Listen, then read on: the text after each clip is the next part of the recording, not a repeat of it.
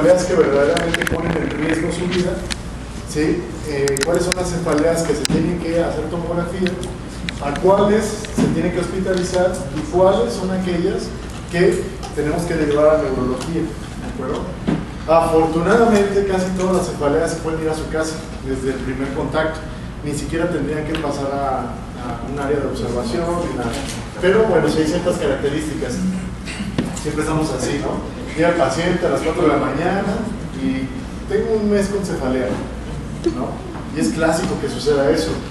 Bueno, primero, definir qué es cefalea. Por anatomía, cefalea se define todo dolor que esté encima o por encima de la línea existente entre ambos cantos oculares hasta el centro del canal auditivo, y todo aquel que se genera hacia abajo se llama dolor facial. ¿De acuerdo? Hay que tener mucho cuidado con esto, porque a veces el paciente, la causa es algo dental y lo tenemos ahí haciendo las tomografías, etcétera, cuando lo que tiene es la muela del juicio, por ejemplo, ¿no? O una subluxación o algún problema en la articulación temporomandibular. Bien, la cefalea simultáneamente es un síntoma, pero también es un síndrome. ¿Por qué? El dolor como tal es el síntoma, pero todo lo que implica su multicausalidad y los distintos tipos involucrados lo hacen un síndrome. ¿Ok? Tiene dos vías, fisiopatológicamente hay dos vías. La primera es la activación de los nociceptores en respuesta a una lesión, distensión visceral y cualquier otro factor que desencadene el dolor o la cefalea. Y se produce cuando existe un daño o un funcionamiento erróneo en las vías del dolor relacionadas con el sistema nervioso. Anatómicamente todo esto puede doler adentro del cráneo y afuera del cráneo. Adentro del cráneo, los senos venosos, las arterias meningias anterior y media, de una madre, los nervios trigéminos, los faringio y vago, las porciones de la carótida y del polígono de Willis, tronco encefálico, materia gris y núcleos sensoriales del tálamo. Pero extracranealmente, ¿qué puede doler? El periósteo craneal, algún trauma, alguna herida, la piel, tejido celular subcutáneo, arterias, músculos del cuello. Si tienen ustedes, por ejemplo, una lesión cervical, una esguince cervical, el paciente puede incluso tener un síncope, puede tener cefalea postraumática, y no porque esté involucrado el cráneo como tal, sino porque el paciente, los músculos del cuello pueden generar cefalea, y eso puede confundirnos con una cefalea postraumática o una cefalea mayor que incluso ni siquiera merita una tomografía. Aquí es importante el interrogatorio. Ojos, típico, los pacientes o ustedes que usan anteojos, si en algún momento se le tienen que graduar, están con cefalea, ¿no? Orejas, los dientes y los senos paranasales, la sinusitis. Bien, es uno de los principales motivos de urgencias o de consulta en urgencias a nivel mundial.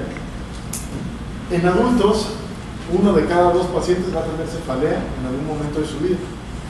Y ustedes dicen, no, pues más. Sí, pero esos son los que van a urgencias. ¿Ok? Todos los muchos no van a urgencias. De 18 a 65 años, una tercera parte de la población ha sufrido dolor de cabeza en alguna ocasión. De aquí, ¿quién no ha tenido un dolor de cabeza? Todos, ¿no? Ok. En niños es frecuente, sobre todo en la adolescencia, por los cambios hormonales, por todo el estrés que conlleva la adolescencia. Vean, hasta el 82% pueden tener cefalea. ¿Okay? Un niño con cefalea o con dolor de cabeza lo tiene que ver el neurólogo pediatra. Ahorita vamos a ver cuáles sí y cuáles no. ¿Okay? Es mayor en hombres que en mujeres, en los niños, y posteriormente se iguala. A partir de los 7 años ya es prácticamente igual la incidencia. Adultos, 3 mujeres por cada hombre.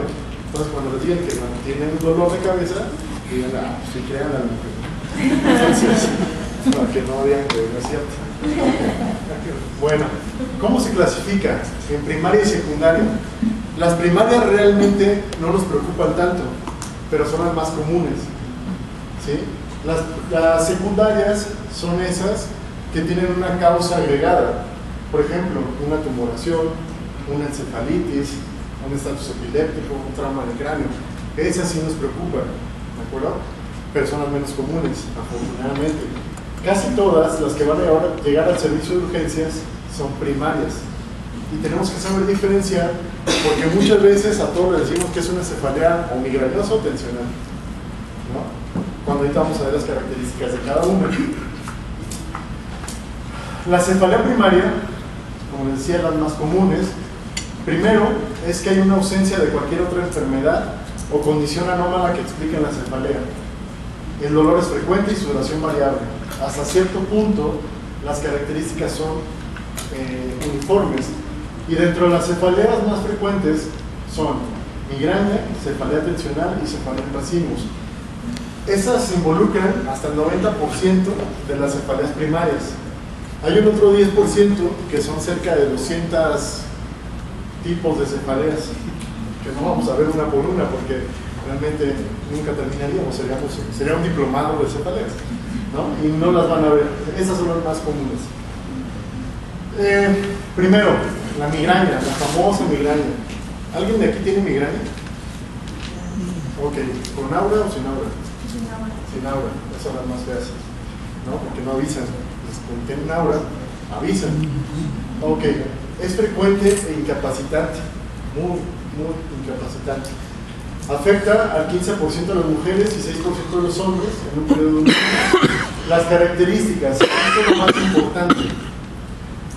El dolor de cabeza se asocia a características como fotofobia, sensibilidad al sonido o al movimiento, y pueden acompañarse de náuseas o vómito. ¿De acuerdo? Esa es una de las características principales que con cualquier característica, como sea sonido, luz, movimiento, el hecho de que muevas al paciente le va a doler más la cabeza. Y si tiene náuseas y vómito, pudiéramos confundirlo con un tema anterior, hemorragia subaracnoidea, ¿no? La diferencia ahorita vamos a ver cuál es. Aquí se divide en episódica y crónica. Episódica es aquella que dura de 1 a 14 días al mes. Y la crónica es aquella que dura más de 15 días. Y existe con aura y sin aura. Sin aura es aquella que pues, no tiene síntomas, solo se presenta el dolor de cabeza. Y con aura es cuando el paciente, antes del dolor de cabeza, tiene, fíjense bien, tiene síntomas visuales, síntomas que pueden tener olores raros, pueden oír cosas o incluso ver cosas, y después empieza el dolor de cabeza. De aquí que muchos pacientes luego dicen que tienen alucinaciones, ¿okay? Auditivas, visuales, olfativas, ¿okay? Eso es un aura. Incluso hay pacientes, muy raros pero existen, que convulsionan y luego tienen el dolor de cabeza, pero eso es muy raro, ¿ok?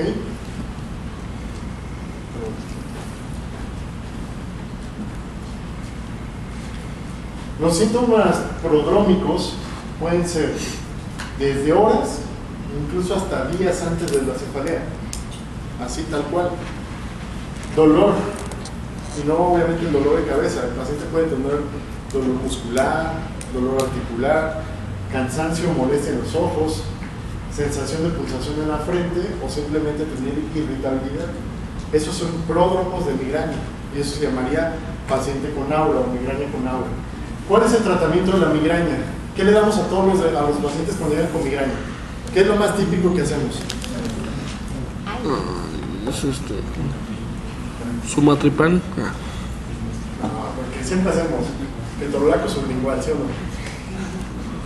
no? O le ponen un ibuprofeno y vean, la guía es muy práctica.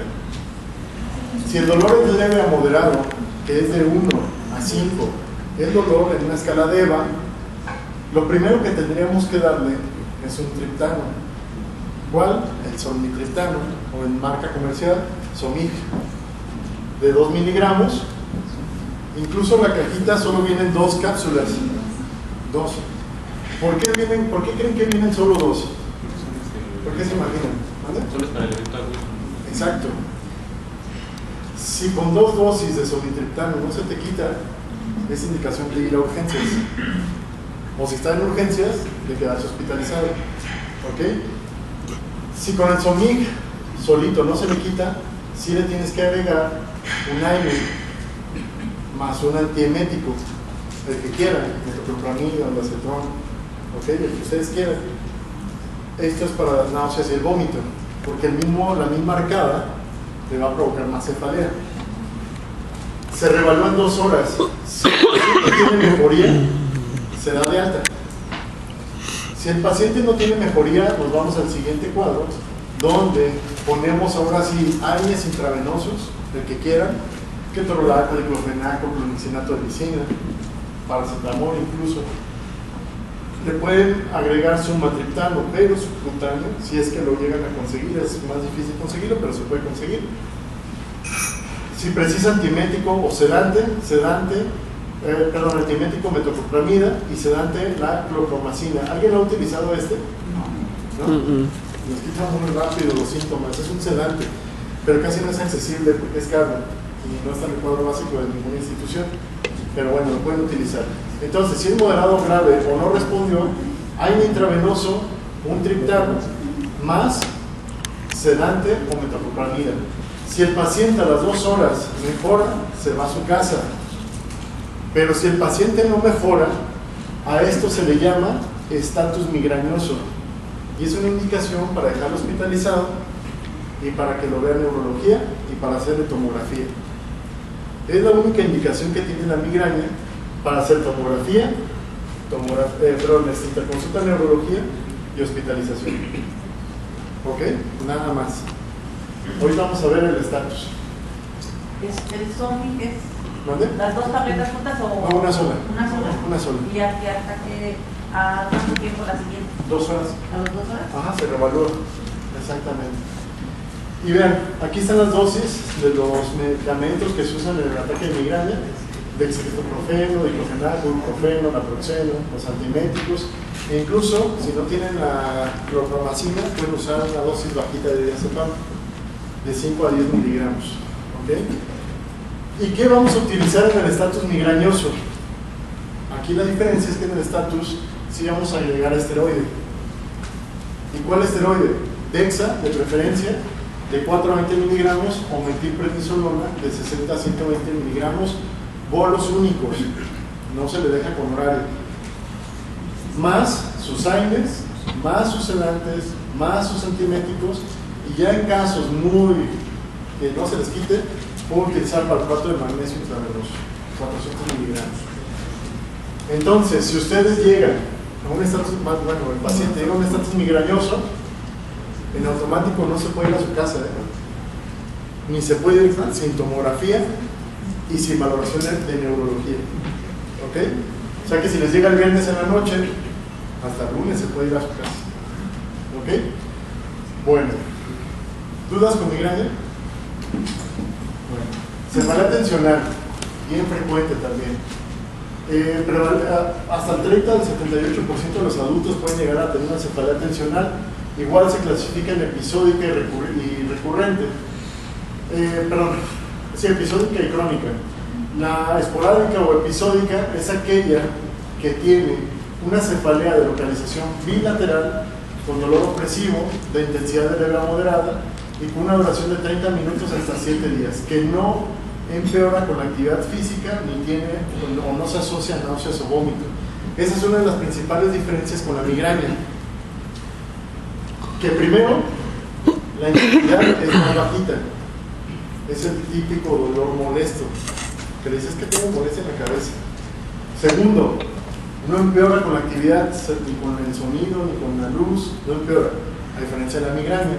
Y que tampoco, aunque puede llegarse a presentar, las náuseas y los vómitos son raros en esta cefalea. La cefalea crónica es aquella que dura hasta más de 3 meses. Y bueno, ahorita vamos a ver los tratamientos de estos. Ahora, una que es bien poco conocida y que es bien frecuente en urgencias, el famoso cefalea en racimos. ¿Alguien había escuchado? O como un clúster. Ok. Es la más común de las cefaleas trigeminales con síntomas autonómicos. Y fíjense bien, cuando digo autonómicos, el paciente va a tener síntomas neurológicos. que lo pudiéramos confundir con algún problema hemorrágico, alguna isquemia, algún problema ya a nivel cerebral. Su diagnóstico se establece con la presencia de periodos de dolor unilateral asociados a manifestaciones neurológicas ipsilaterales. ¿Esto qué quiere decir? Que el paciente, si le duele del lado derecho, va a tener síntomas neurológicos del lado derecho, como cuáles: inyección conjuntival homolateral, ¿sí? Lagrimeo, congestión nasal, rinorrea, sudoración frontal o facial, miosis. El paciente está con su pupila chiquita. Edema palpebral o ptosis. Imaginen que se les lleva un paciente con ptosis unilateral. ¿En qué deberían de descartar? ¿Con qué pensarían? Miastenia. Pero ¿cómo sería la miastenia? La diferencia, la gran diferencia. La debilidad. Ese paciente no tendría debilidad más que la ptosis. Un síndrome de otro. Bueno, pero tendría taquicardia, hipertensión. Síndrome de Horner, ¿no han escuchado? Ok, este es un edema palpebral, inquietud o agitación. La diferencia con todas las cefaleas de esta es que te da síntomas neurológicos. Y en cuanto ustedes le quitan el dolor, los síntomas neurológicos se quitan solitos. Si le quitan ustedes el dolor al paciente y los síntomas neurológicos no ceden, es porque en automático esa cefalea tienen que investigarlo y es criterio de hospitalización. ¿Ok? Así tal cual, le ponen analgésico, se lo quitan el dolor y el paciente en automático se le va a quitar todo esto. ¿Ok? Bueno, se viene episódica, que puede durar de 7 días a un año, y la crónica, que presenta durante más de un año periodos sin periodos de remisión o con espacio de remisión que duran menos de un mes. ¿Y cuál es el tratamiento? ¿Se acuerdan que siempre les digo, no usen oxígeno? Bueno, aquí sí van a usar oxígeno. ¿Ok? Durante 15 a 30 minutos le van a poner oxígeno con FiO2 al 100%. ¿Y cuál es la que más se acerca al 100%? Aparte de la intubación, no la van a intubar, obviamente. Porque ninguno te va a dar al 100%, ¿verdad? Mascarilla con reservorio, o el Puritan, incluso en algunas casas hasta 60%. Le van a dejar durante 15 a 30 minutos, más cualquier triptano, que en este caso sería el sonil. ¿Ok? ¿Cuáles son las contraindicaciones de los triptanos? Vasculopatía cerebral, periférica, cardiopatía isquémica e hipertensión arterial mal controlada. Y en el caso del oxígeno, pues obviamente la insuficiencia respiratoria, porque bueno, ya involucra otro padecimiento, ¿no? Y aquí está la tabla con las diferencias: migraña, tensional y la clúster o la cefalea en racimos. Lo más importante son estas dos cosas. Primero, la migraña es unilateral, pulsátil, una intensidad de moderada a severa y empeora con actividad física. La cefalea tensional es bilateral, opresiva, intensidad de leve a moderada y no empeora con actividad física. Y la cefalea en racimos es unilateral, pero tiene síntomas asociados neurológicos. Los síntomas asociados en la migraña son náuseas, vómito, fotofobia o fonofobia, y puede haber o no aura antes del dolor. Y en el caso de la cefalea tensional, por lo general no hay síntomas asociados más que el dolor de cabeza. ¿De acuerdo? ¿Alguna pregunta con estas tres cefaleas? ¿Les queda claro? ¿Sí? Tratamiento de ambas son, bueno, de las tres son triptanos. ¿Ok? La diferencia es que en migraña agregamos AINES. Si se convierte en estatus, agregamos esteroide. En la cefalea tensional es triptano más AINES, punto. Aquí no sirve la Dexa ni nada. Y en cefalea en racimos, ¿cuál era el tratamiento? Oxígeno más triptanos. Y ya. Ahí no sirven los AINES. ¿Ah, no? No. En la racimos, no. ¿De acuerdo? Bueno. Y cefaleas secundarias. ¿Cuáles son las cefaleas secundarias? Todo aquello que te causa algún problema. ¿Sí? Algún problema estructural. ¿Sí? El menor de los problemas es la cefalea. ¿Cuáles son las causas más frecuentes? Infección sistémica, hemorragia subaracnoidea, tumores, desórdenes vasculares, trauma. ¿Y ustedes sabían que los AINES, los tritanos pueden causar cefalea? Cuando es un abuso crónico, el paciente puede tener cefalea por los medicamentos. ¿De acuerdo? Pero esta es la última que vamos a sospechar, porque es por descarte. ¿Sí? No hay como una medición de triptano en sangre o de AINE en sangre. ¿Ok? Bueno, meningitis. ¿Cómo sospecharían de una meningitis si les llega por cefalea? Fiebre. Y aparte, esto bien importante, ¿dónde está? Rigidez de nuca. La fiebre. Fiebre, rigidez de nuca, ¿ok? Inmuno de carne. Niños, hay que pensar, 80%. ¿Cuál sería el diagnóstico? Punción lumbar. ¿Amerita tomografía? Sí. Antes de hacer la punción lumbar, hay que hacer una tomografía para ver que el paciente no tenga un absceso o algún edema muy severo que cuando yo funcione se complique. Hemorragia subaracnoidea, pues no voy a meter mucho en esto porque ya lo vieron, pero en otras palabras, ¿dónde está? Aquí. Los pacientes refieren que es la peor cefalea de su vida, asociada a náusea y vómito en proyectil. ¿Sí? Alguna vez me pasó, tenía como un mes que había salido de la carrera.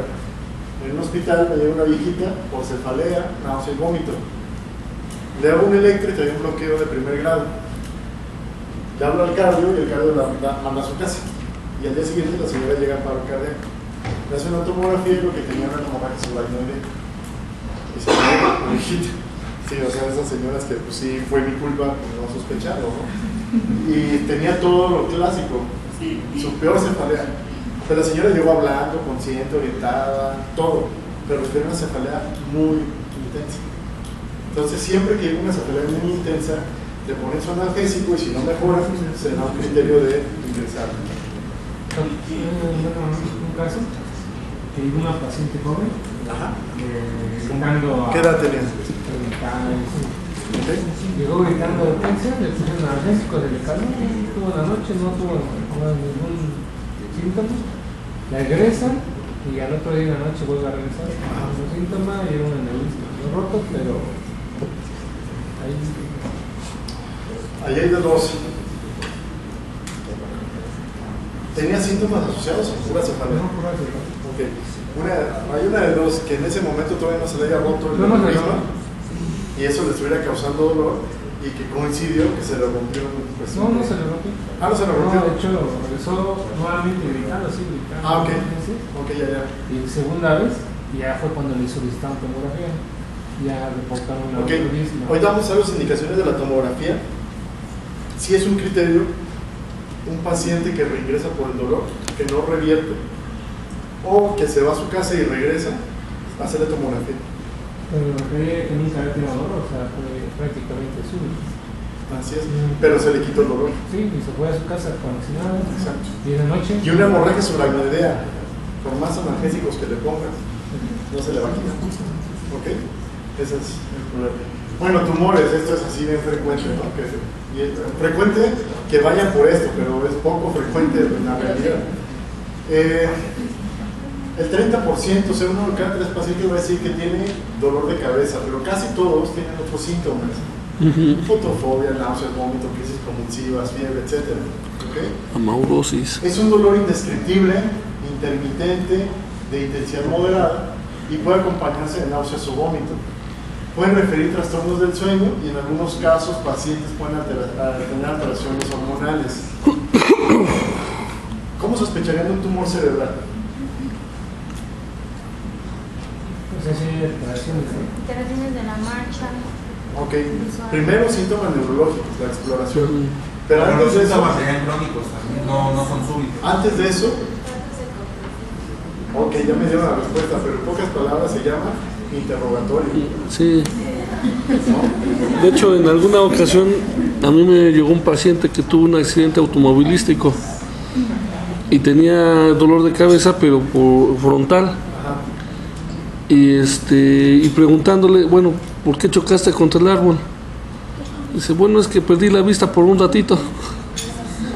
Y entonces cuando perdí la vista antes del accidente, y pues se ingresó precisamente por el accidente, no porque haya perdido la vista. Entonces dije, pues vamos a tomarle una tomografía, pues a ver qué encontramos. Y tenía un tumor. Así sucede. Fíjense, a mí me acaba de llegar una queja del ISSSTE la semana pasada, pero que involucra como a 30 médicos, ¿no? Se fue el paciente así de media hora. Y bueno, es un señor,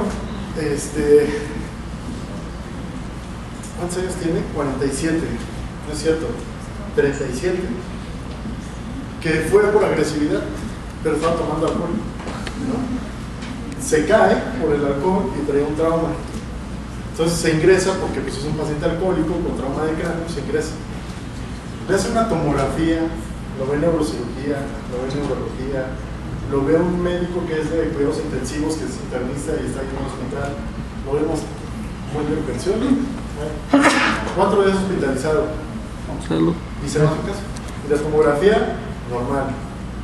Bueno, el miércoles el paciente empieza con mareo y más agresividad. Lo llevan al ISSSTE, le hacen una nueva tomografía y tenía una tumoración con hemorragia y edema perilesional. Una de dos, o la tomografía no era de él, la primera, o realmente coincidió, o algún corte estuvo muy grande. Pero de 3 a 4 días se ve la tumoración, la diferencia. Así tal cual. Entonces, bueno, afortunadamente lo que nos va a salvar a todos es que el neuro dijo que se tenía que operar. Y él dijo, no, pues yo me voy de alta voluntaria. Se va a la prima, lo operan y pues obviamente le sacan el dinero. Y eso fue la queja. No va a proceder porque pues obviamente se fue de alta voluntaria. La nota del neuro dice que se tiene que operar, ¿no? Pero imagínense si el paciente no hubiera regresado, pues todos los estamos involucrados, ¿no? Pero de verdad fuimos a imagen y todo y no se veía la tumoración de la primera, así, tal cual. Y lo vieron neurología, neurocirugía, neurointensiva, no se veía. Y lo voy a traer a la próxima clase para que la vean así, tal cual.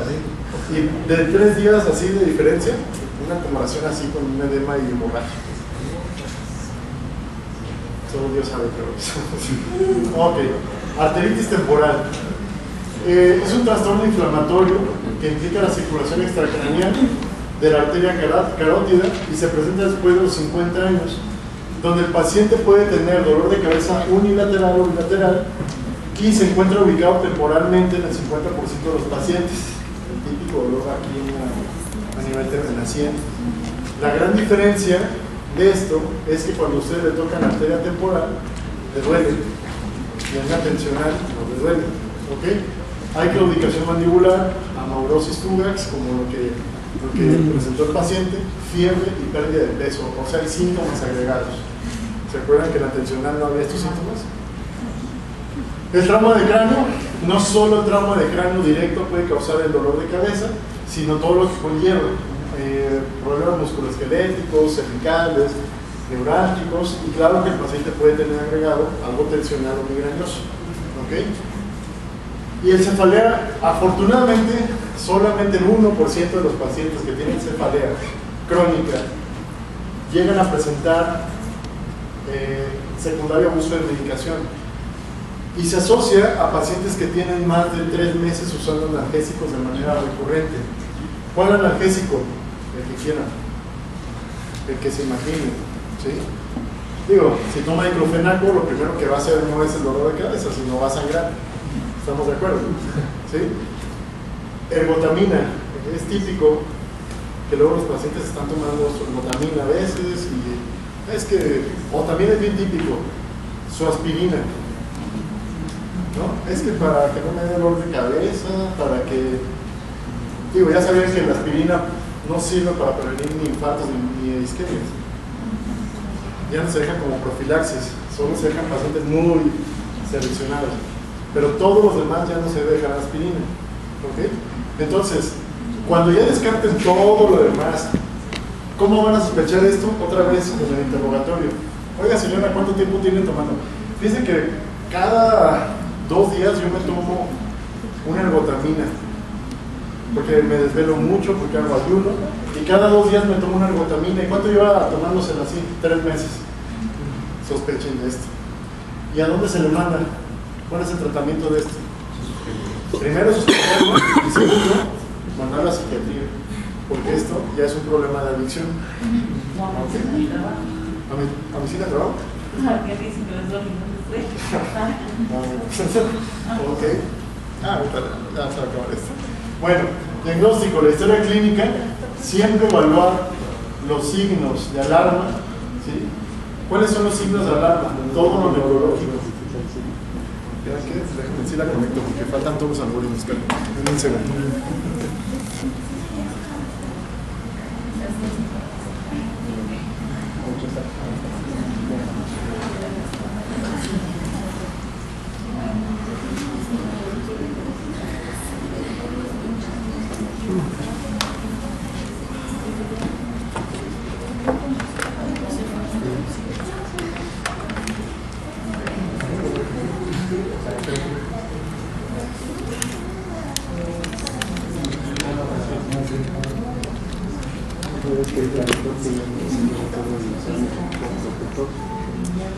Ok, siempre hay que indagar o investigar, aunque se prende, siempre hay que investigar todos los síntomas agregados del paciente. ¿Cuánto tiempo lleva el paciente con la cefalea? No es lo mismo que les diga, tengo 24 horas, a que tengo 6 meses con cefalea. ¿De acuerdo? Dejen que se encienda.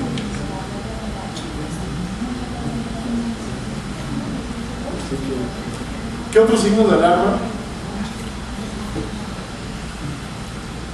les haría a ustedes pensar que es una cefalea grave? Es incapacitante. La migraña es incapacitante. Que no sea. Eso, que no se da. ¿Qué más? Que tenga signos neurológicos. Síntomas neurológicos. Vámonos al principio, siempre acuérdense. En el interrogatorio, ¿qué les diría el paciente, los antecedentes personales para sospechar de que esa cefalea puede ser grave? Hipertensión, bueno, antecedentes. ¿Cuál? Fiebres. Fiebre, pero a lo mejor es una faringitis. Sí, Antecedentes, sí. bueno, Antecedente de familiares con tumores cerebrales. Depende de qué tipo de cáncer. Por ejemplo, si es mujer y su familiar tuvo cáncer de mama, pudiera ser, ¿no? Ok, fíjense bien, signos de alarma. Y son los pacientes a los que le van a pedir tomografía. La primera o peor cefalea en la vida del paciente. Cefalea en trueno, que es aquella, como la que me imagino que pasó, que inicio fue explosivo y con gravedad desde el primer inicio, o sea, que le dio con 10 de 10. Exacto, es explosiva, ¿no? Cefalea de inicio subagudo que progresa o que empeora de días a semanas. Cefalea diaria crónica, o sea, más de 15 días. Cefalea nocturna o en la madrugada. Aquí, si bien dice ejercicio, es durante cualquier actividad física fuerte. ¿Sí? O sea, si me abrocho los agujetas, pues no. O sea, una cefalea, que esté haciendo un maratón o algún ejercicio intenso. Es no frecuente, pero durante la actividad sexual. ¿De acuerdo?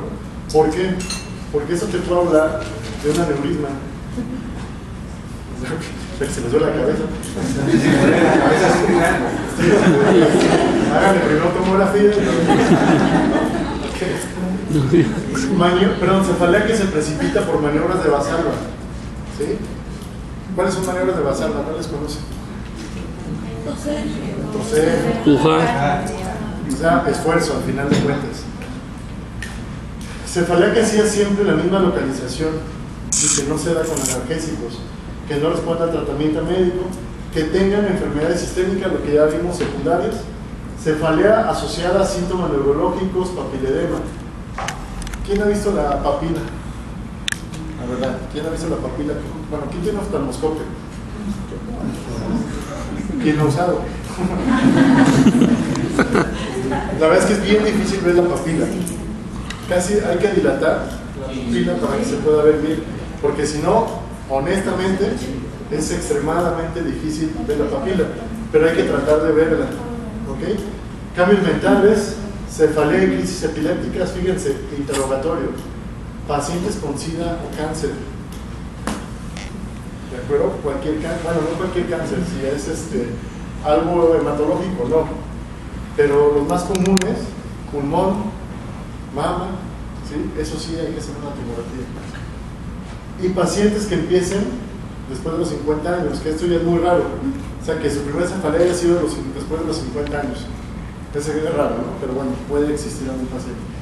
Todos estos se les hace tomografía. A todos. Dentro de la exploración hay que evaluar el estado general de pacientes, signos vitales, el perímetro cefálico, principalmente en niños, ya que puede indicar hidrocefalia, inspeccionar todo esto, articulación temporomandibular. Fíjense, a nosotros llegó nuestro jefe de urgencias hace mi R1 con una cefalea. Bueno, lo ve neuro, y como era el jefe de urgencias, pues ya saben, el síndrome del recomendado le cayó por todos lados. Lo meten a terapia intensiva, le dejan clomicinato de lisina cada 6 horas, fentanilo, hace lesión renal aguda y estuvieron a nada de modernizar. ¿Y qué creen que tenía el doctor? No sé, no me acuerdo cómo se llama una subluxación mandibular.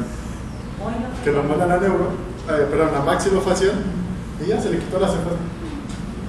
Si tan solo lo hubieran revisado, hubieran sentido el chasquido de la mandíbula y no hubiera pasado por todo eso el doctor. Bueno, evaluación neurológica, importantísima. Le van a pedir estudios, la tomografía solo en pacientes de alto riesgo o los signos de alarma, y bueno, ya vamos a ir dirigiendo estudios de acuerdo al problema que sospechemos. Criterios de derivación de la cefalea a urgencias. O sea que a lo mejor no les llega a ustedes a urgencias, lo ven en su consultorio, en algún otro, un familiar o algo. ¿Cuándo lo tienen que derivar a urgencias? Cefalea de presentación aguda, si sospechamos en hemorragia subaracnoidea.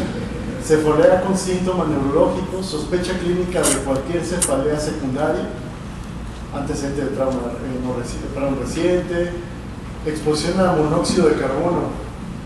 El grupo anterior me platicaba, digo, en México sucedió que entró una pareja a un hotel y creo que aquí pasó, ¿no? Bueno, me contaron, no sé. Eran 4. Allá en México entraron una pareja al hotel, no sé si ya llevaban mucha prisa o no sé qué, dejaron el coche encendido y se intoxicaron con monóxido de carbono. Me dijeron que aquí se murieron, ¿no? 3 hombres y 2 mujeres Porque todos, luego el nombre del hotel, ¿no? Porque me pregunto otras cosas y no. El grupo pasado igual, ¿verdad? Hasta costos me dijeron. Bueno, ¿vale? Por ahí lo anoté, ¿no? Sí. Bueno, monóxido de carbono también pasa. Aquí no sé, pero en las sierras y todo esto, los anafres y todo esto, ¿no? Es importante pensar en eso. Cefalea asociada al embarazo puerperio. Esas ni se las queden, ni le den analgésico, se manda inmediatamente a urgencias. ¿Por qué? Preeclampsia, cualquier trastorno hipertensivo al embarazo. ¿Ok? Ni se las queden. Bueno, el estatus migrañoso, enfermedades del sistema nervioso, antecedente de inmunosupresión, cáncer, o que el paciente persista con cefalea a pesar del tratamiento adecuado que el que ya viene. Criterios de ingreso. Llega a urgencias, ¿cuáles sí se tienen que dejar en observación? Estatus migrañoso, crisis migrañosa que sin cumplir criterios de estatus, sea incapacitante, disruptivo y no responda al tratamiento. Que el paciente tenga agregado deshidratación importante, el desequilibrio hidroelectrolítico, migraña con pleocitosis, o sea, con síntomas también neurológicos, migraña hemipléjica, migraña complicada con sospecha de ictus o aura prolongada, algún trastorno médico, quirúrgico o psiquiátrico que complica al paciente, cefalea en racimos o trigémina autonómica con mala respuesta a las terapias ambulatorias. Actualmente estas trigéminos están aumentando mucho en incidencia. ¿Por qué creen? ¿Por qué se imaginan que actualmente ya hay más cefaleas del trigémino? Bueno, porque actualmente hay algo que se llama medicina estética. Digo, si alguien de aquí está haciendo medicina estética, pues la técnica que utilizan para el botox lastiman el trigémino y quedan con unas, o les quitan las bolsas de lixa y les lastiman el trigémino y quedan con cefaleas trigeminales. Entonces hay que preguntarle, ¿tiene cirugías estéticas recientes? Ah, fíjese que en la cara aplicaron botox y esto, ¿ok? Pacientes que requieran de forma transitoria tratamiento parenteral frecuente. ¿Y cuáles se ingresan? Pues bueno, todas las cefaleas secundarias pues obviamente se ingresan, ¿no? Desde urgencias a neurología, ¿cuáles se van a ingresar a urgencias y las tiene que ver neuro en urgencias? Las trigéminas, la sospecha de cefalea secundaria y neuralgias faciales. ¿Y cuáles? Estas son urgentes. ¿Y cuáles son normales? Dificultad para establecer un diagnóstico, paciente con cefalea previa que presenta cambios no aclarados en las características, abuso de analgesia, pacientes con síntomas unilateral asociado o no a síntomas autonómicos o trigeminales, asociadas a actividad física, relación al sueño, neuralgias faciales y craneales, que afecta la vida diaria, cefalea sin respuesta al tratamiento convencional, primer episodio de migraña con aura, y aquellas que tengan mal control, crónica y aura prolongada. Todas estas se van a mandar a la consulta de neurología. Y esas tres se tienen que ver en urgencias. ¿Ok? ¿Dudas de cefaleas? ¿Nadie? Bueno, seguros. Bueno, vamos a ver la última plática. Esta va a ser muy rápida. Ya para que... Ok, estatus epiléptico. ¿Cómo definen estatus epiléptico?